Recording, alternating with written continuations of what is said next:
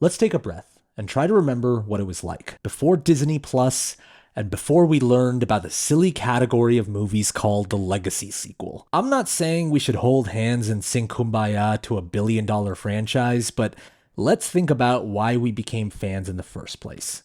It wasn't about the ships or the lightsabers. It was about getting sick, having to stay in bed all day, and deciding to hang out with your friends. Your friends that believe in fighting for what's right and never losing hope. This is Star Wars. All right, we're here now, dude. Yeah, man, we're doing this. We're doing Star Wars: A New Hope. It's Family Month, Chris. Yeah, I know. It's November. So we figured what better family movie to kick off than the ultimate family soap opera? At the end of our Texas Chainsaw Massacre podcast episode, this was pitched as a joke. Like, no, well, we're finished with Halloween, and next month will be Family Month. And then you and I talked to each other. I was like, let's take that seriously. Let's do it. Yeah. Even though this episode's coming after Close Encounters, so Family Month has already begun. We're way into it now. And Close Encounters was shot a while ago, so it wasn't even considered a part of Family Month. Yeah. But we're like, it can work. And I pitched to you to do Star Wars, which is a big one. And we were both nervous about it, but we were like, let's do it. Because eventually we'll do Empire, we'll do Return of the Jedi, we'll even do the prequels. And the sequels. Maybe. Like, that's a hard maybe. And the spin-offs. No. But listeners, I'll talk them into it. Don't worry. I mean, Star Wars is a big movie for both of us. It's a big movie for movies. Yeah. In general. And so before we get into any of it, I'm just going to get the intro out of the way right now so we can get to the fun stuff. Welcome to Movies That Changed Us. I'm Altaf. And I'm Chris. And if you're listening to this on Spotify or wherever you listen to our podcast, know that you can also watch us at Movies That Changed Us. Yeah, we also have a Patreon if you guys want to check it out at patreon.com/moviesthatchangedus, where you can watch this video ad-free and early. We also have weekly commentary tracks where you watch movies with us and we talk over them. We're doing the Disney Renaissance series. Oh boy, are we. So at this point, the Beauty and the Beast commentary track might have already come out. Yeah. Okay, so I'm going to ask you how this movie changed us. But before I do that, I also want to mention, we always answer the question, how this movie changed us, right? Either at the end of the podcast or at the beginning. We've started to do it at the beginning now. But this episode, we did something different that we hope to do more of in the future. We asked our fans to write us in at moviesthatchangedus@gmail.com. That's the email. And ask them how this movie changed us. And at the end of this episode, we're going to read them out and talk about them. Yes. We selected a handful of them. We got a lot more than we expected. So everyone who wrote in, truly, thank you so much. Like, we got significantly more than we expected. So we can't get to all of them as a result of that. And the ones that we do include, we had to shorten for brevity's sake. But just know we did read all of them and we appreciate all of them. So thank you. We want to make that a regular thing. So keep on the loop on our social media or our YouTube community posts, because we're going to post like, what did this movie mean to you? So just keep an eye out for that if you want to write in next time. Yeah. So Chris, how did Star Wars change you? We talked about this just the other day, but I joked and said, asking me how Star Wars changed you is like kind of casually asking someone, hey, what did your dad teach you? Or something like that. We were like, how do you possibly confront that question? And I know I sound like dramatic about it, but Star Wars has been a significant part of my life since I was a toddler. I can show the camera. Some of you might have already seen it, but I do have Han Solo's DL-44 blaster tattooed on my arm. And if it's out of focus, I'll pull up a photo. Yeah, it's hard to see because I can't rotate my arm a certain way. But it's the first tattoo you got, though. Yeah, it is my very first tattoo. I was probably about 19 or 20 years old. I think I was 20 when I got it. And fun fact, I guess I'll share. You know this story, but Harrison Ford has actually seen this tattoo because my mom got to meet him at a political event. And I was working at Cold Stone at the time. And I got a text from my mom that literally said, quick, send me a picture of your Han Solo tattoo. I'm about to meet Harrison Ford.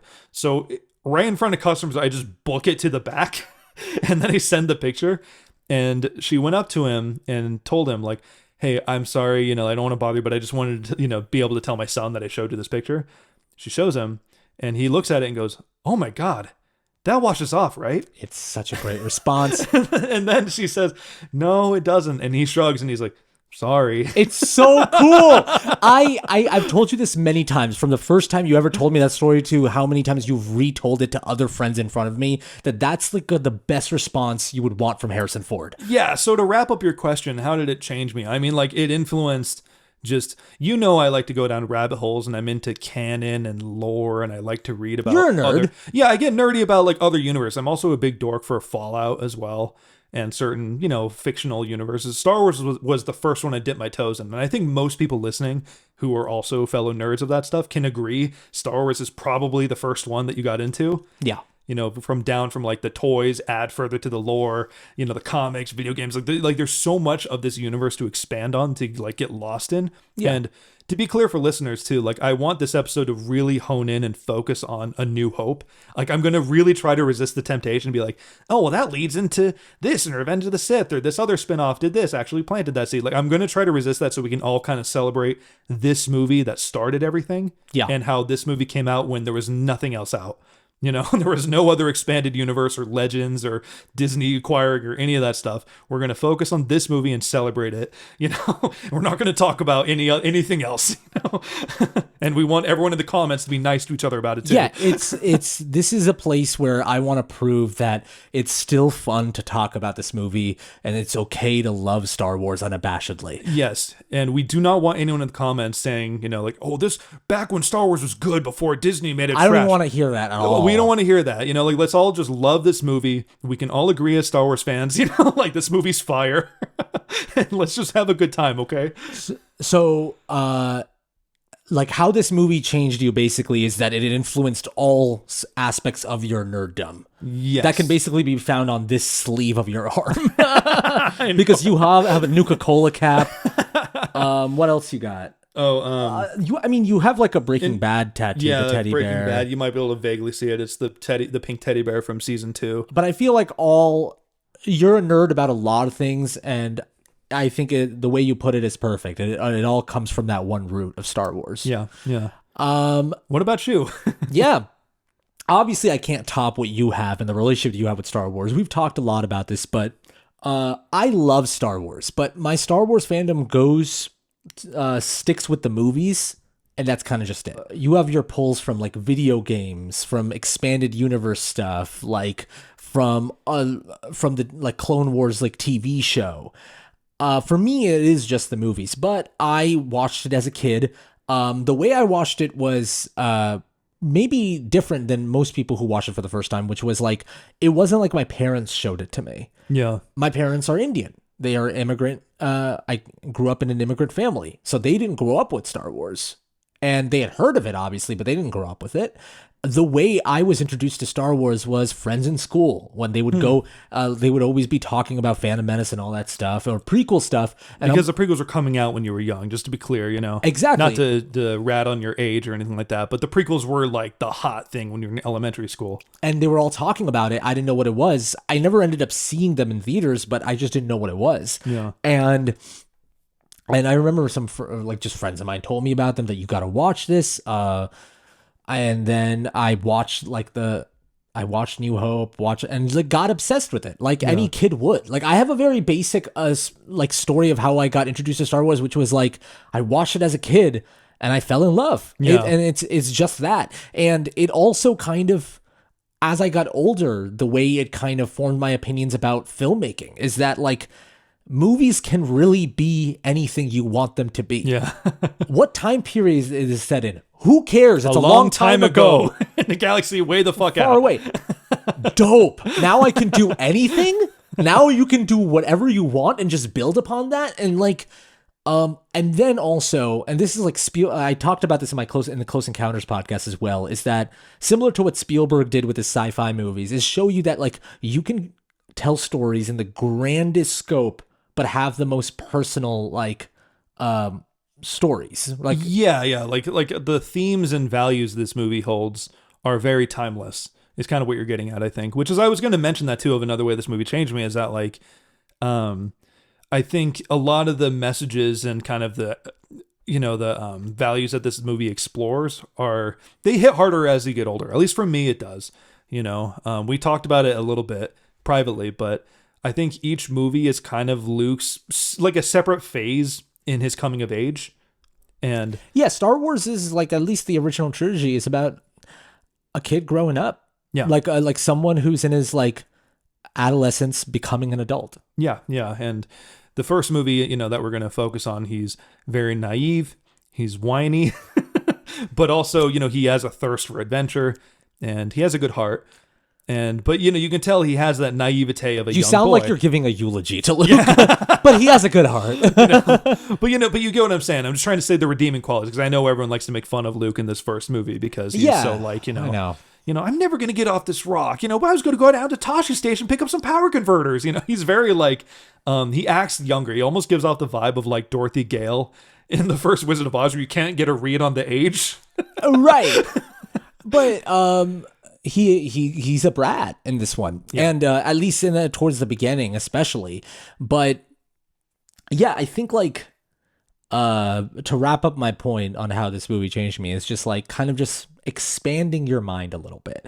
And then when you're like growing up and like as a kid, you just love it for what it is, which is just a fun space adventure movie.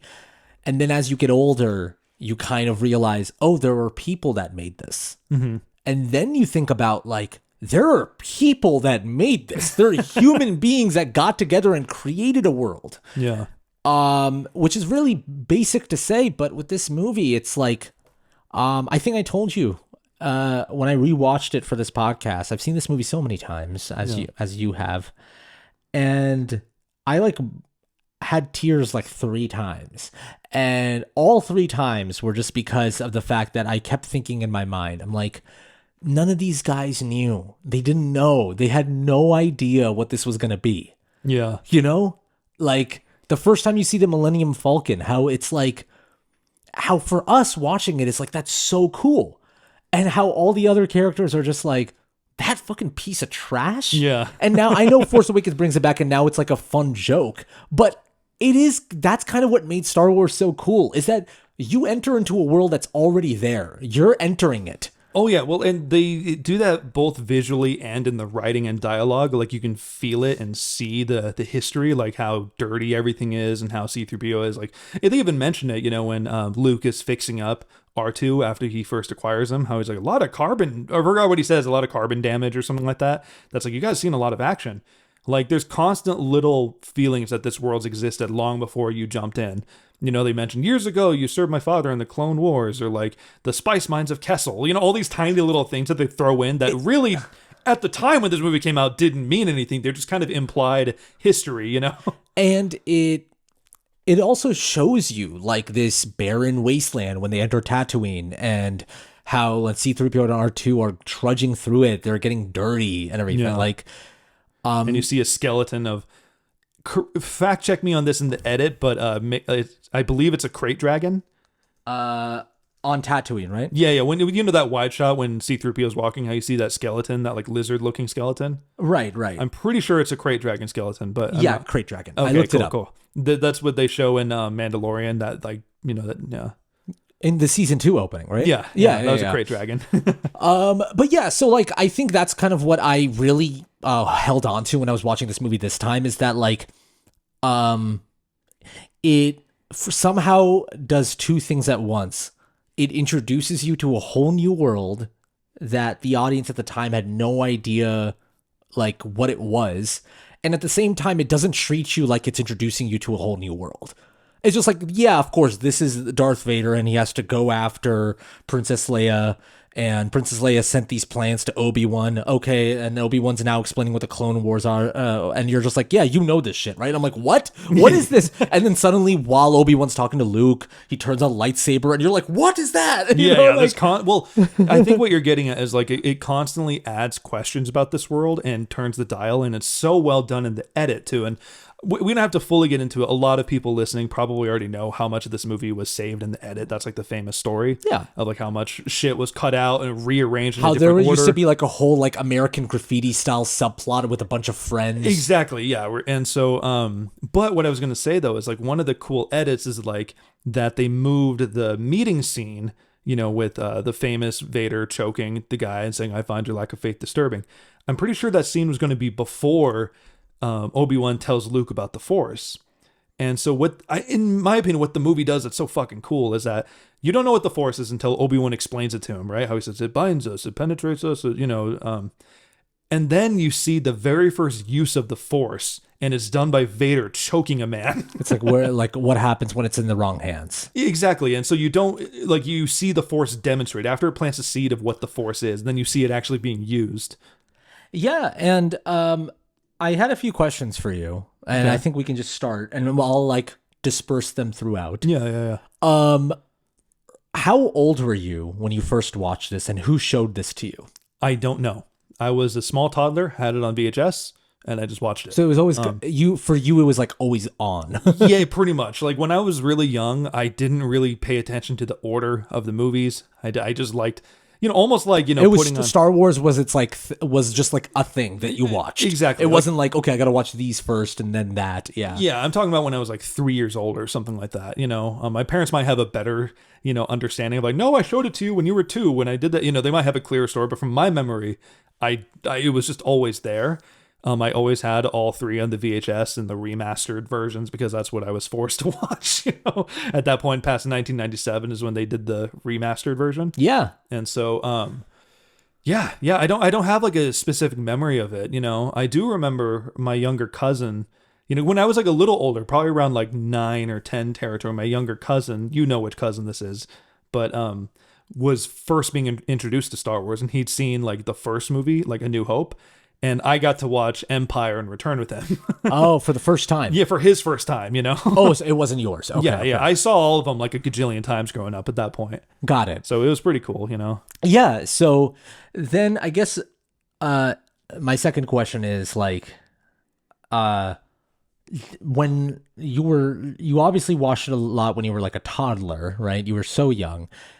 As you were growing up and finding out that you were a creative person and you liked making your own videos and short films or stuff like that, did Star Wars play any inspiration in that? Did you feel like as you were coming into becoming a teenager, was Star Wars like any sort of impetus for being like, I want to make stuff too? To make any sort of art? Probably, yeah. I remember when I was like 11, and this is before I really got into making videos and stuff, but I liked writing, and I would just write random, like, I guess you can call them novels on Microsoft Word. I don't know if you ever did that as a kid, just kind of started writing shit on Microsoft Word. Oh my God, yeah. So I used to do that a lot, when I would write stories, and I wrote I can't believe we never talked about this. I totally used to do that. I know. We'll exchange stories momentarily, but I wrote a fan fiction on Star Wars when I was like 11. And I think I might have told you about this separately, but it took place in the Old Republic era because that was like the cool thing. Because when I was like 11, I was obsessed with Star Wars Knights of the Old Republic. Yeah, of course you were. I loved that game as a kid. I played it on Xbox. I beat it, and I did the edgy dark side ending. And the whole thing, can you do like a short Cliff Notes version of what the Old Republic is? Yeah, it's a video game that came out in like 2004 or somewhere around the early 2000s, and it takes place thousands of years before the movies, so like anything could be canon or anything could actually happen. So it's like an open sandbox for you, like you can truly be creative and go away from like the Skywalker saga. Exactly. And you create your own character, and you have your band of teammates that all have different skills and different things, and you make decisions around the story that could be light side or dark side, and there's 2 different endings basically. So you, as a kid, how old were you when you were creating the short story or like fan fiction? Probably like 11. You were 11. You open up a Microsoft Word processor and write up a short story set in the Old Republic. Yes. And so like did that get the juices flowing a little bit of like, oh, I like writing? Or yeah. I mean, like, it was definitely one of those. There are like many things that I was into. I'm sure, yeah. But yeah, that was definitely one of them. I enjoyed writing. I enjoyed just kind of, also like that was the first time I was like trying to obey canon too. Looking into it, I was like, wait, would he learn this force power by now? Has this been discovered yet? And like stupid shit like that. It's so funny because like that stuff now is so attached to the internet of just like people on the internet screaming about canon. But there's something so innocent about like an 11-year-old before the internet became what it was, just trying to figure that out. Because it's like the start of something. It's like the start of you really finding your voice and your like what you're a fan of and your taste in things. Yeah. I know it is kind of weird to look at that. I never really like, I feel like Star Wars has been so much in my DNA that I never really took a step back and really think about how much it bled into my brain. Yeah. Well, that's why, I mean, that's why I'm trying to be the one that's asking you this, Yeah. because I know it's like, it's kind of like you're reverse engineering your entire life a little bit of just be like, where did it all start? Yeah, exactly. So I totally get that. We can jump back a little bit into the movie, but I wanted to set the ground of like what this means to you, you know? But when I was doing this rewatch, something that I was thinking about a lot is how badly Luke wants to get out, yeah, right? When he learns that he's like his uncle still needs him for the next harvest, he's worried that he'll never be able to leave. And I've personally had that feeling. Yeah. And I'm sure a lot of people have. And yes, of course. Now I'm not saying that I don't like my family. I love my family. I'm not saying I don't like my hometown. I do like my hometown. But I always had this feeling of like, I feel like there's something else out there for me. Yeah. And I might be sounding cheesy and corny, but we're doing a New Hope podcast, so let's be cheesy and corny for a second. Did you ever have that feeling of wanting to get out? Because you've always lived in California, and you don't have to get personal, but did you ever have that feeling of like, I feel like there's something else out there for me, and where I am is kind of, I feel a little bit stuck? Yeah, I mean, like, I think most people who move to LA probably had that feeling to some extent. You know, most people don't move out to LA because they want a simple life, if that makes any sense. You know, people go out because they seek something. You know, they want to get something out of the city they move to. And so for me, I don't know if I ever felt like stuck because I had family that was really supportive of that, you know, of like wanting to send me to school and go and, you know, because I was pretty consistent from when I was probably about like 10 or 11 that I wanted to be an actor, then into directing and then into writing. Like I always wanted to do something in movies or something creative. And so I think you kind of knew what you liked. Yeah. And you were like, I have these goals. I know what I need to do. Exactly. I had that dream for sure. I never really felt like it was never a bad thing. Like, oh man, I can't wait to get out of this shithole town. It was nothing like that. Kind of like what you're saying, you know, but I did always have that feeling of like, oh, I can't wait to get out there. Yeah. You know? So it was interesting for me because I had great friends when I was in my hometown, and I have great friends still there. I have a great family, a supportive family. So that's what kind of made it interesting, is that despite all of that, I still felt stuck. Yeah. And I wasn't like you where I immediately knew what I wanted to do. I did figure it out before I moved to LA of like, okay, I want to pursue something in film. But it was always this push-pull with me. I was like, okay, I'm not doing well in school. And it's mostly because I'm not interested in anything that's in school. My failure in academics was purely due because of a lack of interest. I wasn't interested in any single thing they were selling there. And so it was always trying to figure, okay, maybe I could do YouTube. Like, let's make YouTube videos. Or I like movies a lot. Oh, interesting. There's people that do, like when I went to college, I found some people that were like me that liked movies a lot, but then they also made their own short films. Oh, I should try to do that. Yeah. And so it was like a slow progress. And then it became this thing of like, I know there's something else out there, and I could try to find it. There's something there, you know? And I think that's what really moves me about this movie, is that like, that's what it's about when Luke looks at the sun, at the binary sunset. Let's talk about the binary sunset sequence a little bit. Sure. Yeah. Quick story to preface this. I remember on my birthday 2 years ago, you and I went to the Academy Museum, and I wanted to. It was my birthday, and I was like, I want to go there. For people who don't live in LA, it's a great place where they have a lot of movie memorabilia. They have like the original R2 there. Oh yeah, they have like little props and miniatures and all sorts of like crazy like historical cinema like things. Stuff from Citizen Kane, or like the fucking editing suite that was used to edit Raging Bull. Like, really, if you love movies, it's a great museum. Yeah, it's a bucket list place for sure if you're a movie fan. And when you enter into the main exhibit, there's these huge screens, like wall-to-wall screens, playing scenes from movies that just look beautiful. So they had Kill Bill in there. But then they had the binary sunset came on, and you went like, you went frozen. Like you were just like standing there. You didn't move. We were walking, and then you just like stood there, and you were like arrested. You've seen Star Wars so many times, and it was still amazing to see that scene grab you. Why does it grab you? Well, most of the work is done by, John Williams. We should talk about him, maybe. Let's touch on John Williams. Yeah, I know, right?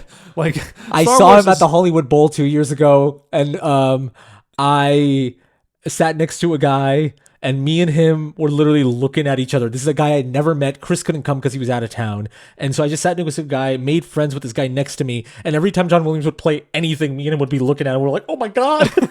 Dude, I know, that's so fucking cool. I'm forever jealous that I wasn't in town when that happened. Anyways, Binary Sunset. Yeah, so a lot of the works is done by John Williams. This is where the score comes into full tilt. It's amazing. And it's done brilliantly just through really simple, powerful visuals. Even just the first wide when he comes out of the hut and you see the two suns, it's just still a stunning shot. And I think throughout, even just on Tatooine in general, I think what's done so well about the planet overall is how much of the background does the work for the world building. Like how there's nothing. There's just endless fucking sand and beauty. It's gorgeous. But it's like you feel that this is like a alien planet. I don't know how to describe it. So with that being said, as soon as you see that it happens like immediately after Luke had a little scuffle with his uncle and aunt.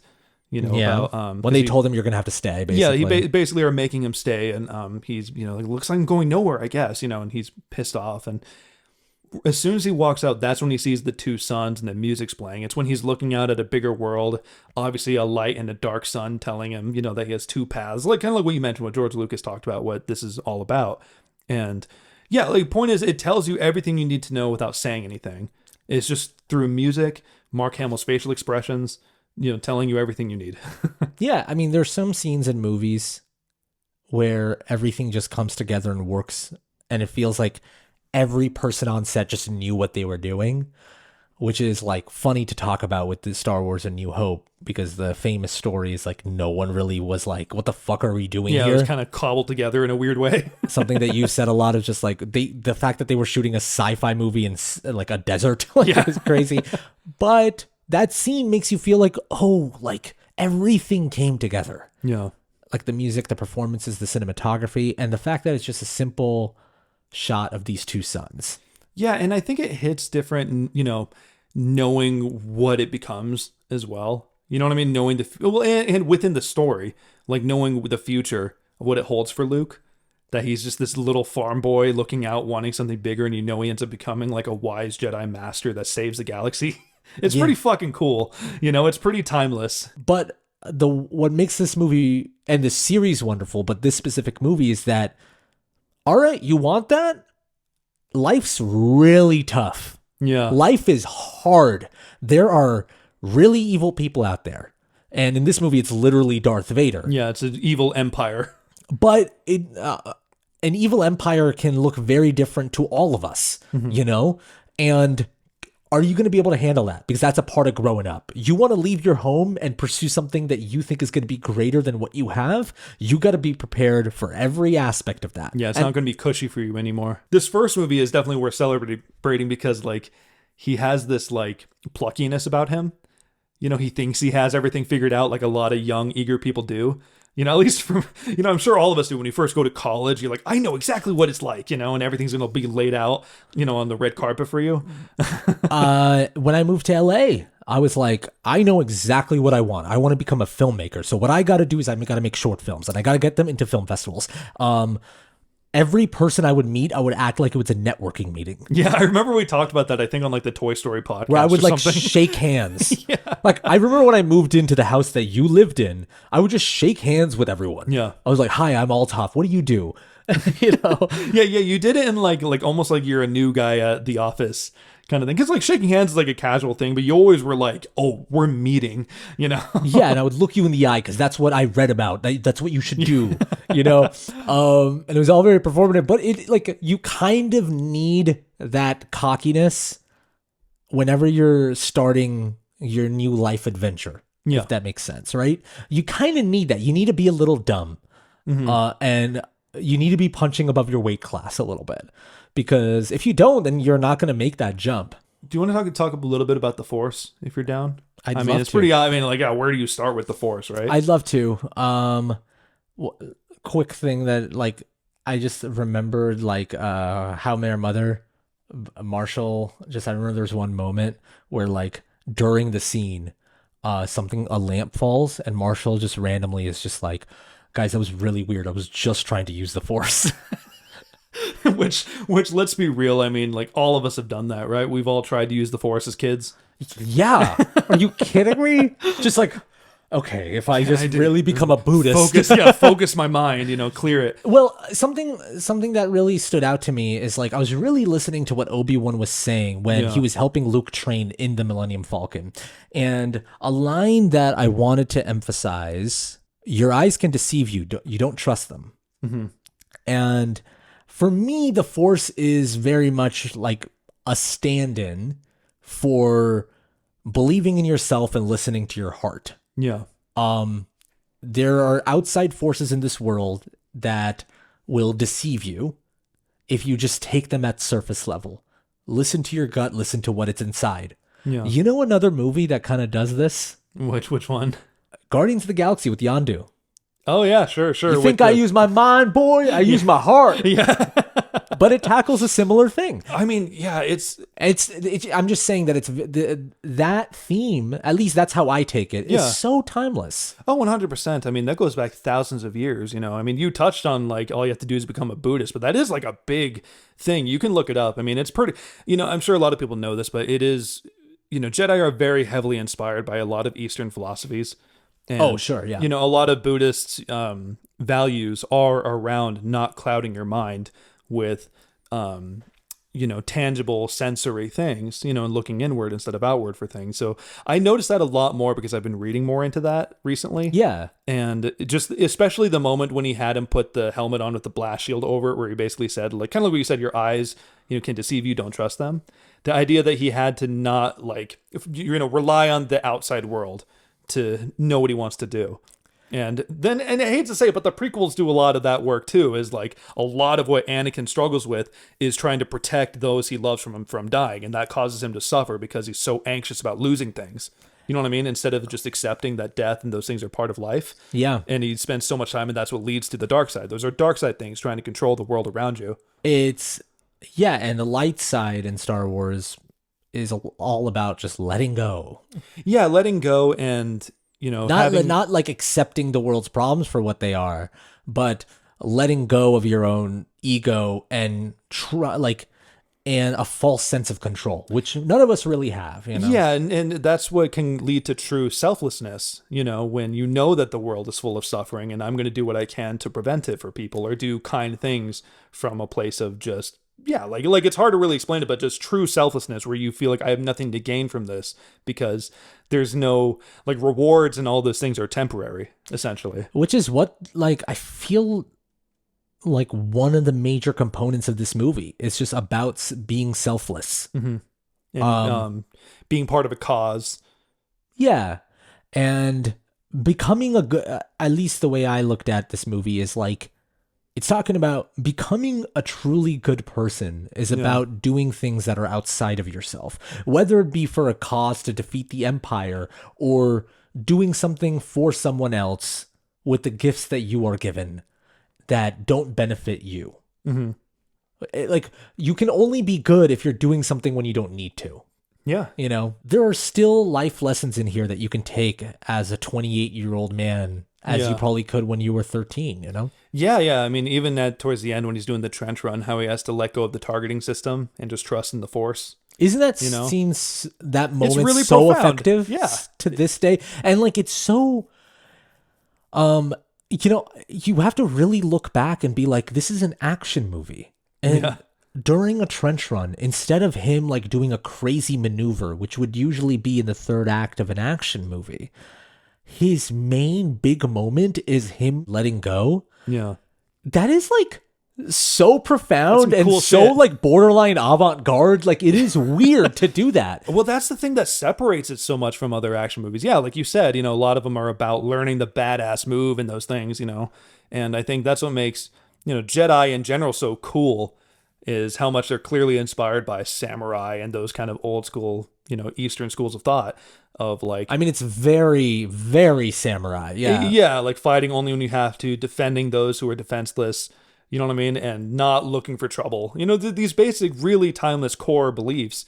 But yeah, having the third act be that of not him showing off and being a badass, but actually like, yeah, focusing, like clearing his mind. And the movie's the definition of having its cake and eat its too, because it still has like an amazing trench run that was obviously revolutionary at the time with its effects. That's still, to this day, I watch it on Disney Plus and it holds up. It's crazy how good it looks. And it has Darth Vader behind him, and it's just like him breathing in that ship, getting that target system ready, fucking Han coming in last minute. It like all works. But But then that final moment with Luke accepting who he is and accepting the Force and letting it in. Yeah. And then when they blow up the Death Star, how he flies away and you just hear Obi-Wan, he's like, the Force will always be with you. It's like, that's kind of amazing that this movie did that. Like, I think it doesn't feel amazing anymore because we've gotten so much Star Wars.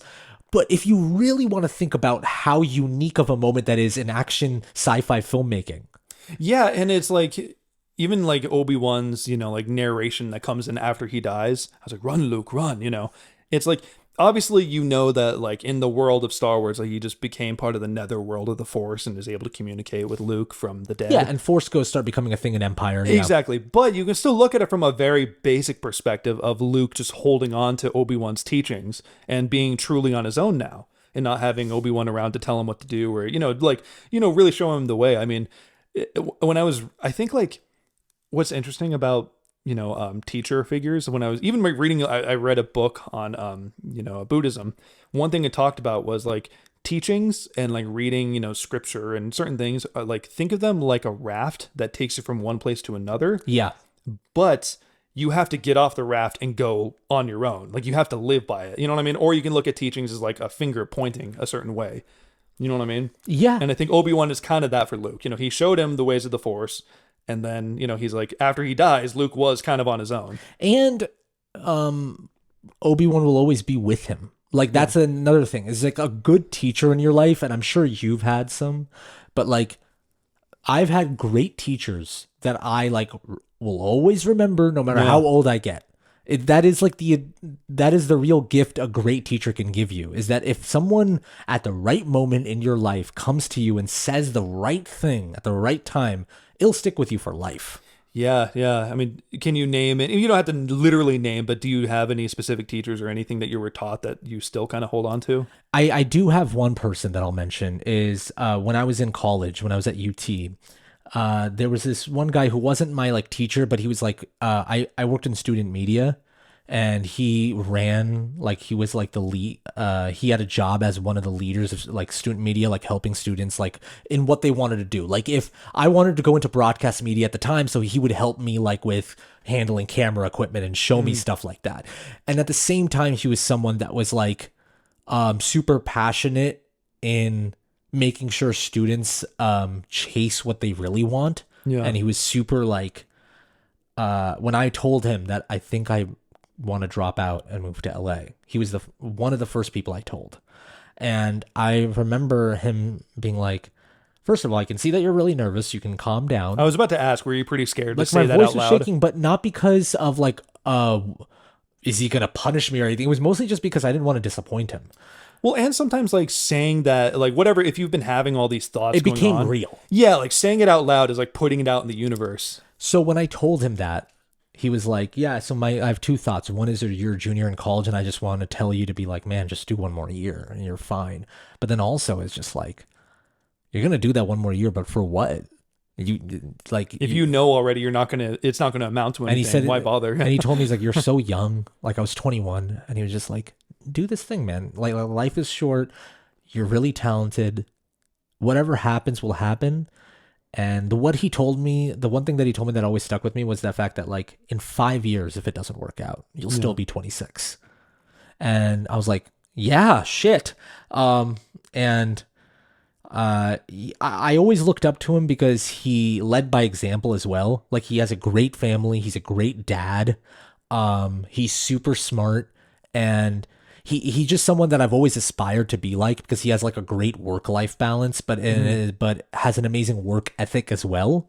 He will work the extra hours when needed to, but I can also see that he's a great husband, you know? And I think that's what a great teacher can do, is that guide you and also lead by example, which is what Obi-Wan does when he fights Darth Vader and he just accepts what's about to come and he has that little smile at the end. At least the way I look at it is that, like, Obi-Wan has faith in the next generation. He has hope that Luke will carry on his teachings. There's a level of, like, integrity that he holds on to. He trusts the Force.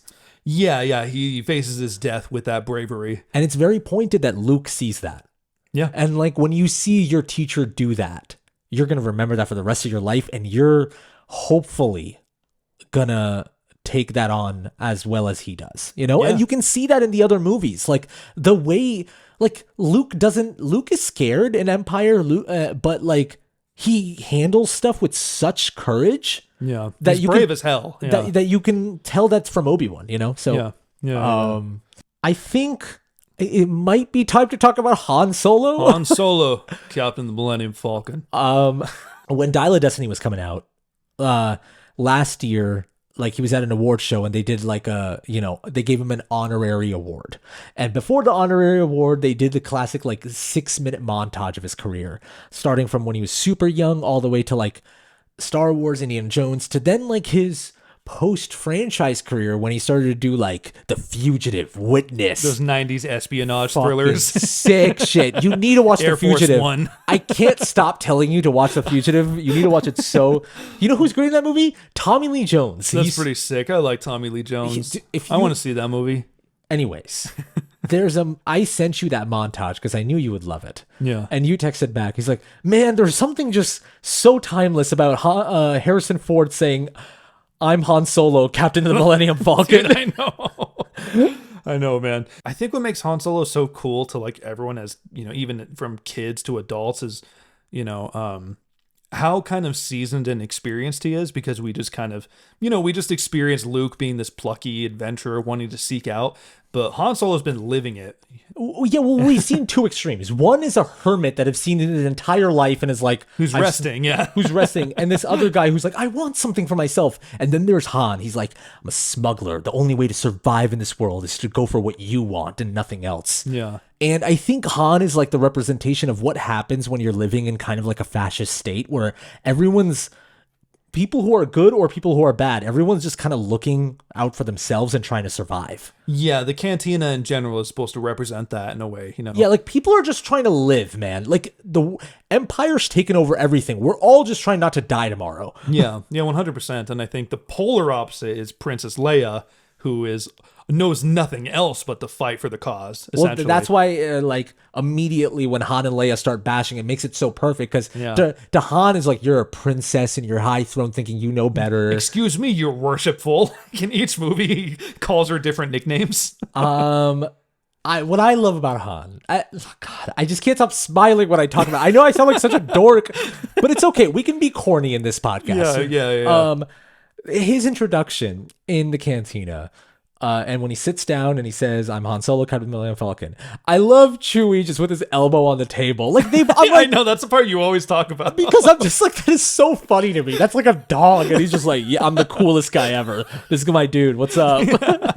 And I think that's what's cool about Star Wars. Like, they're able to sell this shit so hard. Yeah. Han Solo comes in. It's Harrison Ford, good-looking guy. Okay, I believe he's the captain. Who's this fucking dog? Yeah, this giant animal that walks around with him. But and like he's and Obi-Wan is talking to him at the bar. Like, he's like, okay, this guy's like someone important. Yeah, and he's just like everything, and you're like, what the hell's going on? Yeah.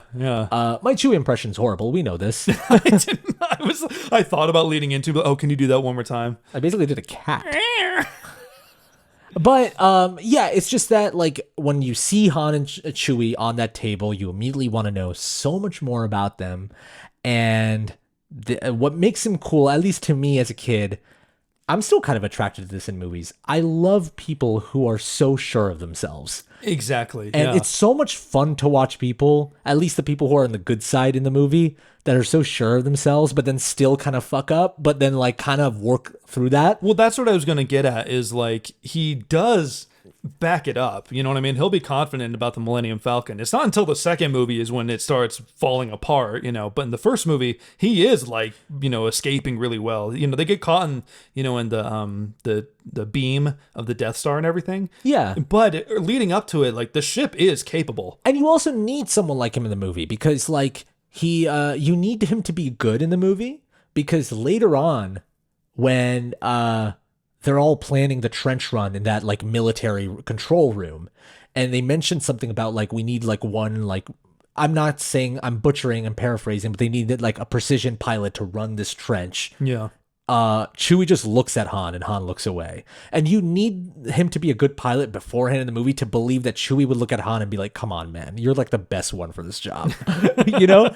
But also you need Han because the first 40 minutes of the movie, you're being introduced to these like Buddhist style concept of the Force and like we need to fight against the Empire, and there's some like, and Darth Vader is in that control room, which we haven't even talked about Darth Vader that much, but Darth Vader's in that control room talking, choking someone out because they don't have faith. There's a looming threat. Yeah, exactly. And Han comes in and be like, I don't believe in that bullshit. All right. They're just spreading these lies. Like he's immediately like, he humanizes the entire thing. Yeah. Yeah. He's the one who says like, you know, what's he say? Like Hokey religions and ancient beliefs like are no good against a blaster at your side. Something along those lines. Yeah. Basically you get the gist of what he's trying to say, you know.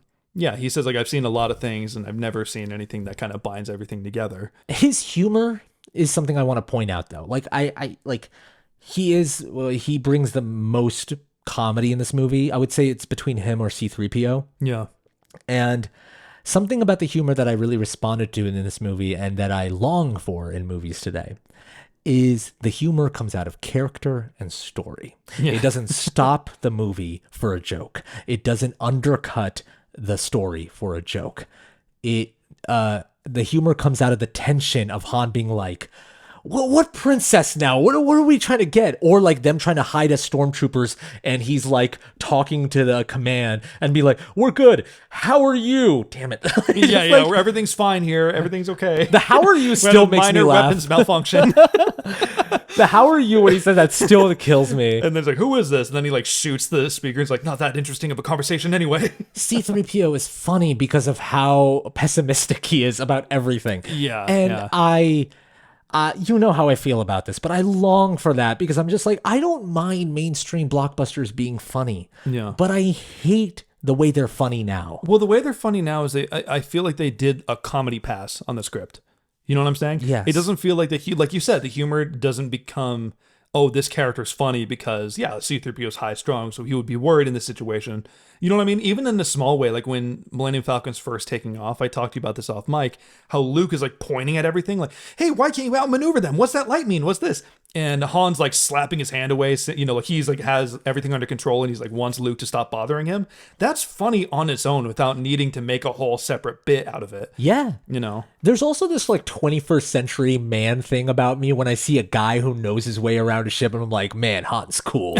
Like Han and Chewie, when they sit down, I love how like Chewie will just say something to Han and Han will just look at him. Yeah. And they had no conversation there, or at least you didn't understand that. But you feel like they've been working together for years and they know the Millennium Falcon like, you know, the back of their hand. And how smart was it to make the ship dirty? To make it like to make everyone shit on the ship. Like that is also another cool thing that Han has to defend it.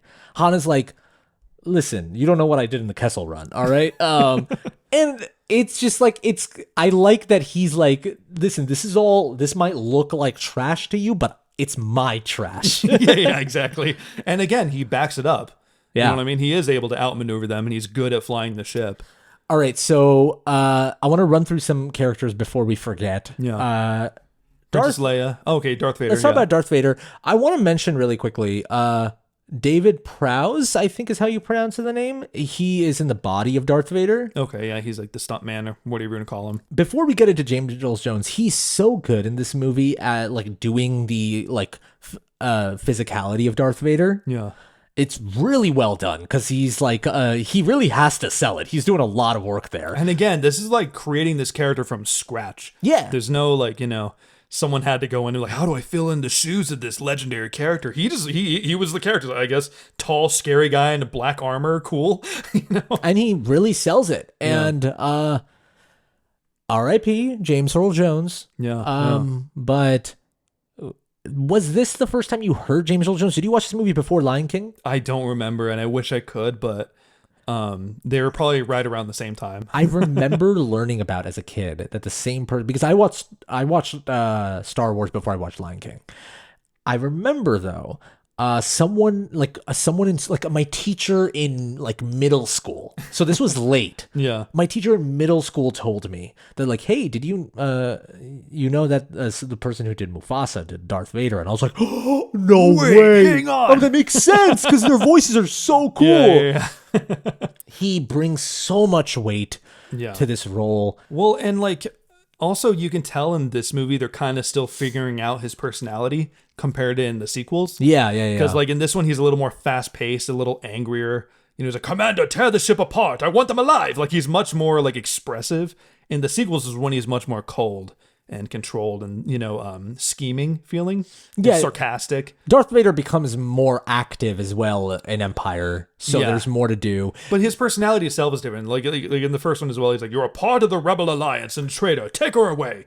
I think something that James Earl Jones is able to do with his voice performance is that he's able to like add the mystery that's required with this type of character. Because with Darth Vader, you're introduced to them as this guy who breathes very heavily. He's the only one that looks like that.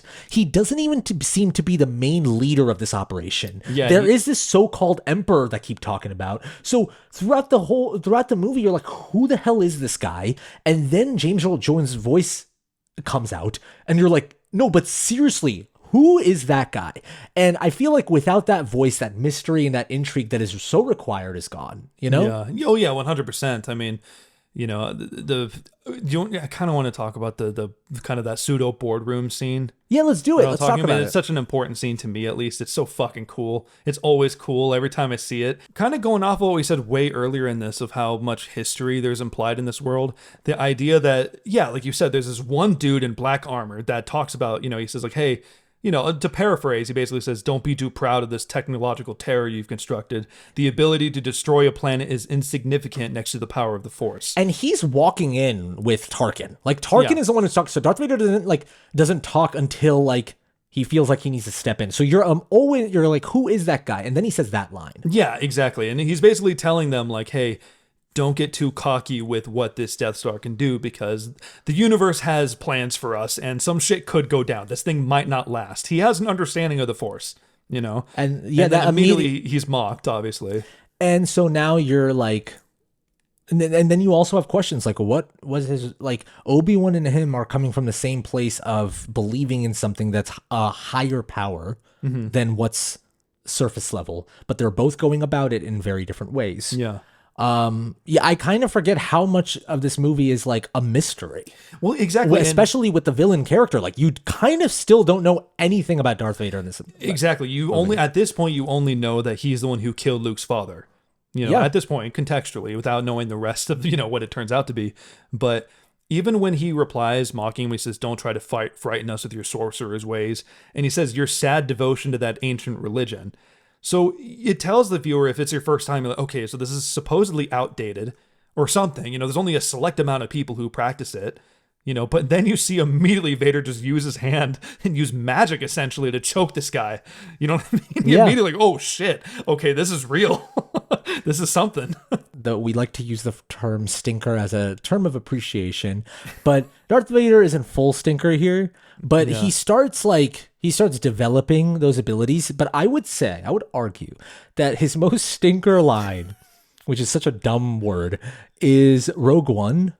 Oh yeah, of course. There are people that do not like this line. And I love it. To those people I say, have some fun. You don't have to like the movie. I'm not going to argue, like, whatever you think about the movie. You and I both like it, but that's besides the point. But when it's him and Ben Mendelsohn, and Ben Mendelsohn is starting to get cocky, and then suddenly he gets the Force choke. Yeah. And Darth Vader's like, be careful not to choke on your aspirations, director. And no one in my theater even clapped, but I wanted to. I'm like, come on. My theater clapped. It was so much fun. But yeah, anyways, I just wanted to say that. He becomes much more of a stinker in Empire. Like his lines are so fucking sassy in the second one. He's like, he is as clumsy as he is stupid. Like he has so many good stinker lines. I also love. Oh man, we can't get into Empire. Never mind. We'll get to it. If we, I don't know when it'll be when we'll cover Empire, listeners. You and I eventually want to do like the main trilogy at least. Like we want to wrap that. But up. we're in no rush. Like it might be months from now if we ever do the sequel. So listeners and viewers, let us know, and maybe we'll do it sooner.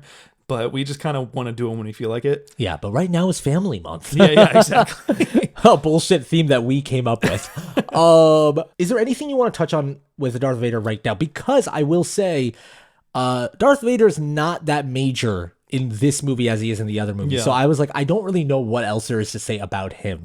I mean, most of what Vader was in the very first movie was just presence.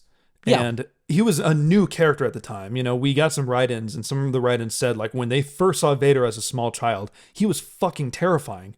You know what I'm saying? He comes in with his heavy breathing, he's this half man, half machine thing, and he has his own score when he comes in. It feels like the Terminator coming in. You're like, what is that? So yeah, you don't see him a lot in action. You see him briefly fight Obi-Wan, and he flies a ship. He's skilled, but a lot of it is just in his presence in the first movie. Even when he's like flying, and you just hear the breathing when he's in his ship flying, you're kind of just scared. And he also puts himself out in the field. He's not just a bad guy sitting in a chair telling people what to do. He's out, in the mud. He is out there going on the Tantive for. And they go hard on that with Empire. They really make him like, get out there, which is amazing. I always laugh when he gets, when Han Solo flies in and shoots him. And he What?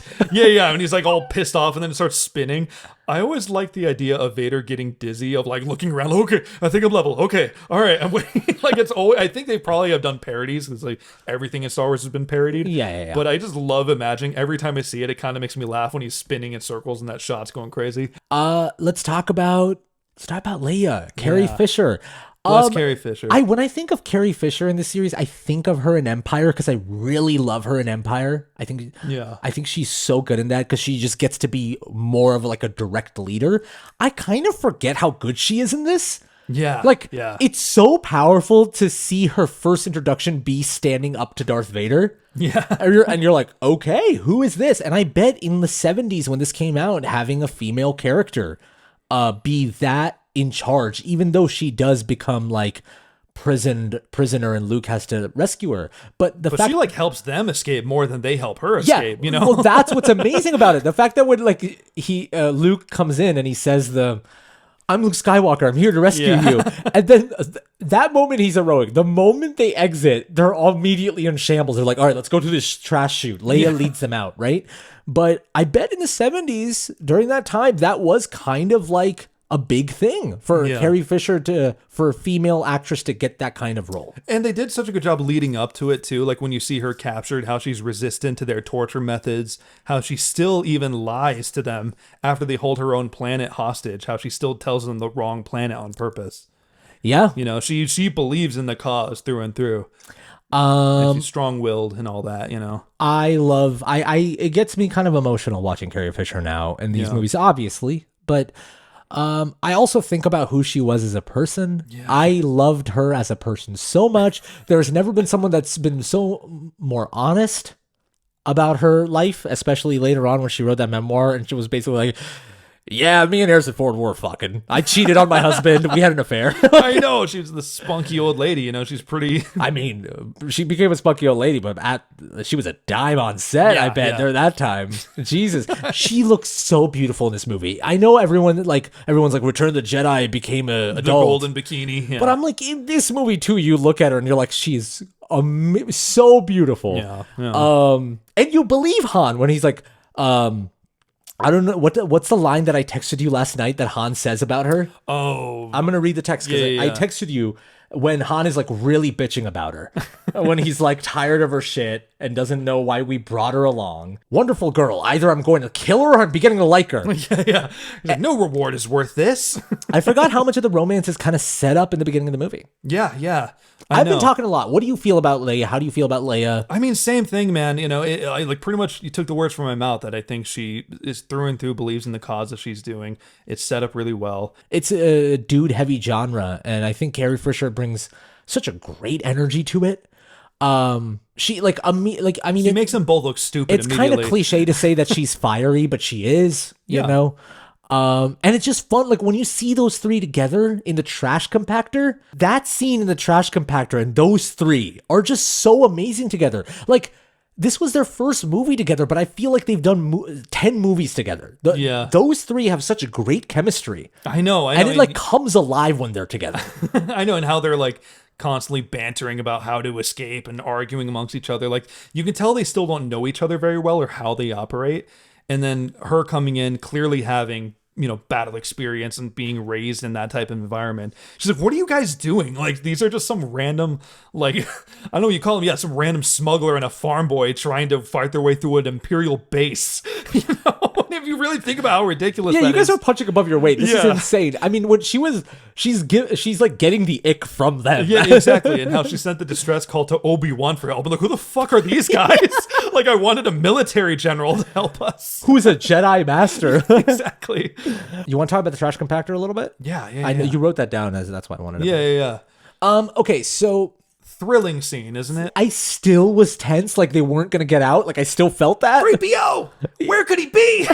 I know. But you know what I mean by like this scene was a great like example of it, but like their chemistry together is so good. Yeah. Well, that's when it really shines in that scene too, because it's such a good isolated like adventure, thrilling tension scene. Yeah. Because like it's like one thing at a time. They land in there, try to figure out where they're at. They realize that they're, you know, in a trash compactor. There's like a little space worm slug thing that pulls Luke in. They try to shoot it, and then when they shoot, the laser hits the wall and bounces everywhere.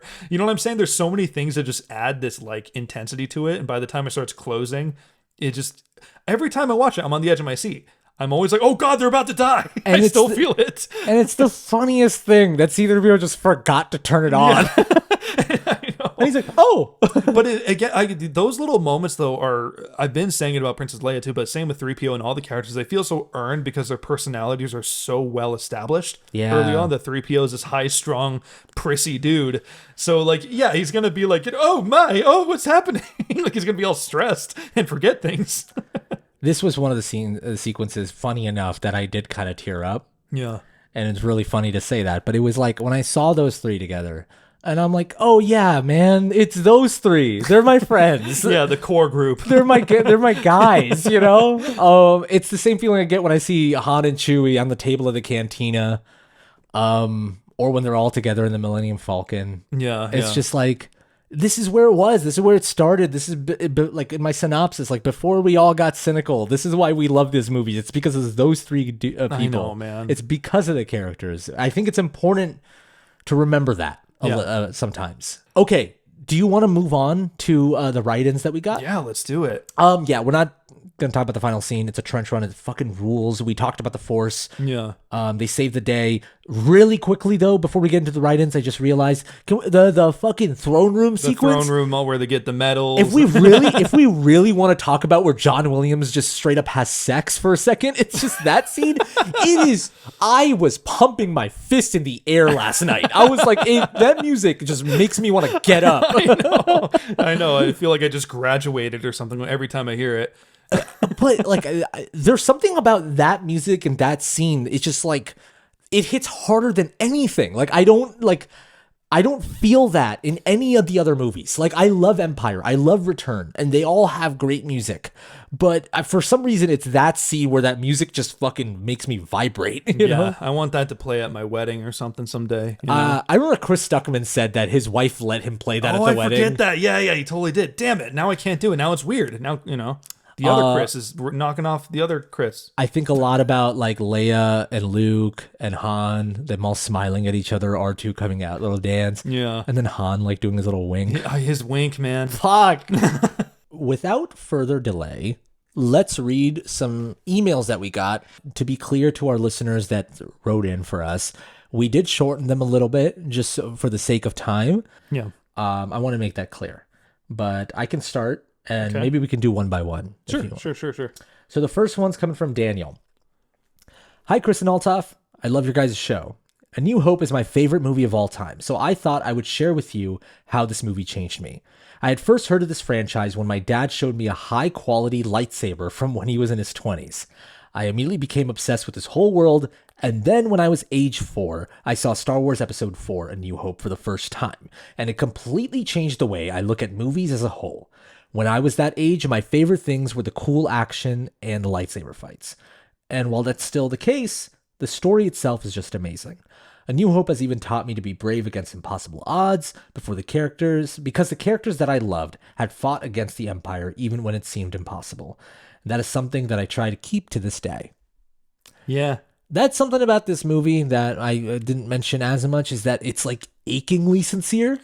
Yeah, it's sincere, and like, going off of what Daniel said about like the impossible odds aspect, that's in all three of the movies, like of how it's always pushed how ill-equipped the rebels are. Yeah. Well, in Empire, especially when things start like really breaking down. Exactly. But I forget, even in the first one, like, they're immediately getting captured and a bunch of, rebel troops are being cut down by the stormtroopers. Like, things are bad. I mean, Alderaan is just in pieces. Yeah, exactly. Like, Leia's home planet gets destroyed. They're constantly being shat on by the Empire. Yeah.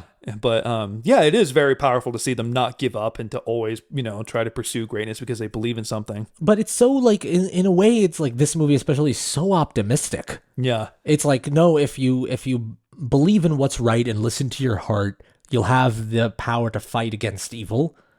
That's a very optimistic lens. It's just, we don't really think about that with these movies that much, but it is. Yeah. This one is from Lawakin. I apologize if I mispronounced that, but it's a patron of ours. So shout out. Thank you. A New Hope means a lot to me, as it was the start of me getting deeper into Star Wars after growing up with Clone Wars. It was a small step in the giant galaxy I call my home now. Also, fun fact, they used a blue screen for A New Hope, so the X-Wings couldn't have blue formation due to technical issues. Plot-wise, this got cleared up with Rogue One, as the entire blue formation was destroyed at the Battle of Scarif. I wish a nice podcast to both of you. I do love, that is what Star Wars has kind of become, and I'm not hating against it, but it's just like Han Solo will casually mention the Kessel Run. We will now see a movie where they do the Kessel Run. Yeah, exactly. The spice mines of Kessel. You see what Kessel is, during that time. Well, it just shows also how the world is so expansive and everything. But that's interesting though that Lawakin grew up with Clone Wars. Like, that's like the first exposure to Star Wars, which shows like a kind of a generational gap a little bit. Which we didn't address as much because we're trying to keep this focus onto New Hope, but you're a huge fan of Clone Wars. I am a fan of Clone Wars, yeah. So it is interesting. So I do wonder, like how... There's probably a big fan base that like were kids when the original Clone Wars like cartoon was coming out. Yeah. They watched that maybe and then got introduced. Oh yeah, and maybe the prequels were always just around, because you and I were around when they were coming out and they were like a new thing. Yeah. But there was a whole generation of people that just grew up with them having existed for like over 10 years, like nothing, No, for sure. Yeah, so it is interesting to see where like all the different fan bases really come from. Yeah, so thank you, Lawakin. Mark wrote in and says, on a personal level, I saw the movie as a preteen and absolutely loved it, going back to see it at the cinema twice more. When it was shown on TV a couple of Christmases later, we videotaped it on VHS, pausing through the ad breaks and occasionally scrambling to unpause after them. My brother and I watched that recording well over a dozen times and could quote the dialogue to each other from memory. I've been a great fan since then, not only watching the movies and TV shows, but reading the novels, playing video games, and running Star Wars RPG sessions for our local gaming group. It's amazing that even after all this time, it's still a very present franchise in our entertainment world. Yeah. Yeah, no, I mean, like, this movie is a great, like, that's what's beautiful about it. It's like, I want to see it on the biggest screen possible. Yeah. I also find seeing it on my TV at home. I'm also fine seeing it in the smallest TV on VHS, which is the way I used to watch this movie too. Oh yeah. And it's like, it is one of those like classics that will just be evergreen, but you can always enjoy it no matter what format, even though it is a sci-fi adventure. It's kind of interesting in that way. Yeah, and even like, You know how he says he ran Star Wars RPG sessions, which I want to do before I die. I still haven't done a Star Wars RPG like tabletop session, which I need to. You know, so it's on my bucket list. There's many things that I'm surprised you're not into, and one of them is tabletop RPG. I am into them, but I haven't tried one yet. You know what I'm saying? Like, that's what I mean. Yeah. But I know what you're saying. I just haven't been around the right people to play with me or anything like that. Yeah. But yeah, I mean, I've dealt with something similar. I mean, I played a lot of the video games and I wanted to absorb as much Star Wars as I could, you know, outside of the movies, because I was just so interested and couldn't get enough. There is that feeling of like, I need more. I got to watch this. I got to play this to understand the lore deeper, you know? Yeah, no, totally. Thank you, Mark. All right. So, Paul's got a big one for us, but I really did, you know, this one is pretty cool, you know? Cool. Do you want to break it apart? Like I'm going to highlight where I can start reading. Sure. So I'll highlight this and I can start reading there. All right. So Paul says, I was 7 when Star Wars hit the theaters. That makes me 54. Save you the math. That afternoon, we went to the theater and there was a buzz about the place. Lots of talking in the theater before the movie started, but when that 20th Century Fox logo and music came on, the theater fell to a hush. Just the fact that it was a 20th Century Fox logo. That's crazy. Anyway. Yeah. Then the theme song hit and that text started scrolling up on the screen. My little 7-year-old mind was overloaded with it all. Then he appeared. Swirling out of the smoke, black cape flowing, Darth Vader came into my life. Absolutely petrified me. That menacing voice, his towering height, the suit, all of it like a demon out of my little boy imagination. I'm still a huge Vader fan to this day. He's currently on my lock screen and home screen for my phone, which is named Vader. I remember crying when Obi-Wan was killed, cheering when Luke blew up the Death Star, and clapping at the end with everyone else as Chewie, Luke, and Han all got their medals. Actually, Chewie did not get a medal. I'm sorry. Remember how that was resolved in Rise of Skywalker? Yeah, I wish more people would talk about how Chewie didn't get his medal. Anyway, though, no, amazing story. That's me just goofing. Over that summer, I managed to see that movie 14 times. I was a chore doing machines so I could earn money to go to the movies. I begged my parents, my grandparents, anyone who was free on the weekends to go see that movie. I couldn't get enough. So really quickly, I just want to say, because I'm going to read the second half of this in a second, 2 things. One is like, you get a handful of moments in your life when you're in the theater and you realize you're watching your favorite movie of all time. Yeah. I've had that happen to me only a couple of times. And when it happens, it's really fucking special. Yeah. And Paul, I love how like sincere and open-hearted you are about this, because it reminds me of like what that feeling is like. When you're 7, I felt like I was 7 reading this. Yeah, because for me, that feeling is like when I watched like Spider-Man for the first time. Oh yeah, and I'm like, oh my god, it's Spider-Man. Spider-Man's on screen. Okay, so to continue Paul's story, my friends and I also spent that summer running all over the neighborhood, having lightsaber fights and dog fights on our bikes. I had a white and black BMX bike, so I got to be the TIE fighter. For Halloween that year, I got a stormtrooper mask and mom made me an outfit, and I wasn't the only one. My neighborhood that year looked like a Star Wars convention, with all the kids dressed up as Star Wars characters. And Christmas, Mom handed me the Sears and JCPenney's catalogs and told me to circle what I wanted. Great mom. I know. That's how we did it back then. And I tore out the Star Wars pages in both catalogs and told her, this, I want all this. Don't care what out of this, because I want it all. I had the bed sheets, the towel set, everything. You were like Andy when he got Buzz Lightyear, Yeah, you know? exactly.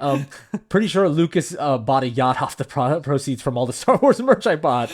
Lucas is a happy billionaire, wearing his flannel and jeans, you know? Yeah. That's me saying that, not Paul. But love the podcast and all the things you're doing. Really glad I stumbled upon your channel on YouTube. Bit of life trivia. I was born on the Presidio Army base in San Francisco. The hospital I was born in is no longer. It was torn down to make offices for industrial light and magic. Been a nerd since I was born. Wow. Thanks for letting an old nerd share some memories. Stay safe out there, amigos. Take care of each other, and may the force be with you. Paul! I know, right? Oh my God. Thank you so much. Yeah, thank you for telling us your story. That's. I mean, it is like, it's that feeling that I already mentioned a little bit, but when you truly get like addicted and obsessed with a movie, and that can really, like, you and I both watched Star Wars and became obsessed with it, as you have shown in this podcast and as I have shown. Yeah. But I gotta say, there's a testament to seeing a movie for the first time in a movie theater. There will be nothing like that feeling, because when you see a movie in a movie theater for the first time, the level of obsession that can grow from it, if it connects with you, is unreal. Yeah, it's unmatched. Exactly. So Yeah. that's why I thought about Spider-Man. Like when you see Spider-Man swinging through New York in a movie theater for the first time as a kid, Yeah. your life changes. Danny Elfman's score with the animated webbing coming on. Anyway, not to get too lost in the sauce on Spider-Man, I know exactly what you're getting at. That, especially again when you're young and it captures your imagination in that way. Yeah, You know, it can change your life. absolutely. Yeah. It can really change your life, and this is a great ending to this podcast episode. We want to do more stuff like this in the future where we hear from how a movie that we're covering changed you. We got a lot more than we expected for this one, which is really cool. So we appreciate all of you. If you didn't make it on this episode, we did read it. Just know that, and we do appreciate it. And hopefully by the time this podcast episode comes out, I responded to all the emails. Yes, follow us on Instagram so you can be notified when to write in next, and you'll know what movie we're going to be covering next at Movies That Changed Us. Anything else you want to say to wrap this up? May the Force be with you. May the Force be with you. What a joy watching this movie for this podcast. What a joy not having to be cynical about anything for a second and just be full on corny and talk about Star Wars. Thank you so much for watching. Thank you so much for listening. Thank you so much to our patrons for supporting us again and again. We really appreciate it. Last but not least, stay nice, dudes.